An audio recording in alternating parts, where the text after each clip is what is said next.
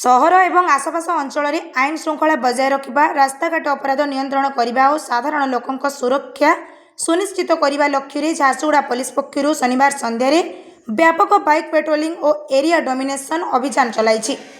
यह अभियान झारसुगुड़ा टाउन सदर थाना अंचल सरबाल सोनारी मुंडा मनमोहन फील्ड जादेश्वर मंदिर बॉम्बे छक समेत विभिन्न संवेदनशील और जनसमागम स्थल में अभियान समय पुलिस दल साधारण लोकों आलोचना करने सह विभिन्न स्थान में जांच करते।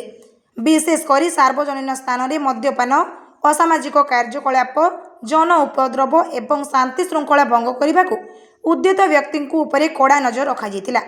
पुलिस सूचना अनुसार सार्वजनिक शांति और सुरक्षा प्रति विपद सृष्टि करुवा कार्य संपृक्त 34 जन व्यक्ति विरोध में प्रतिषेधमूलक व्यवस्था ग्रहण कर पीआर बंडरे बांधि दि जाइछि। एथिमध्यरु झारसुगुड़ा टाउन थाना अंचल 14 जन और सदर थाना अंचल 20 जन रही।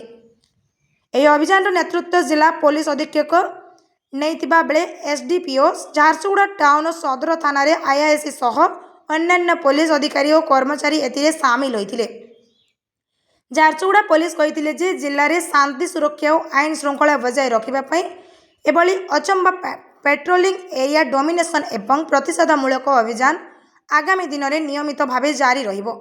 पुलिस साधारण लोकों शांति और सामाजिक सद्भाव बजाय रखिबारे सहयोग करने को आह्वान जणाइथिबा बेले कौनसी संदेहजनक कार्यकलाप किंबा असामाजिक तत्व संपर्क में तुरंत निकटस्थ थाना को सूचना देवाको अनुरोध करिछि। पुलिस आहरी स्पष्ट करिछि जे रास्ताघाट अपराध जन उपद्रव एवं साधारण लोकों सुरक्षा प्रति विपद सृष्टि करुवा कौनसी कार्य को बर्दाश्त करा नाही एवं आईन अनुसार कड़ा कार्यानुष्ठान नियाजिबो।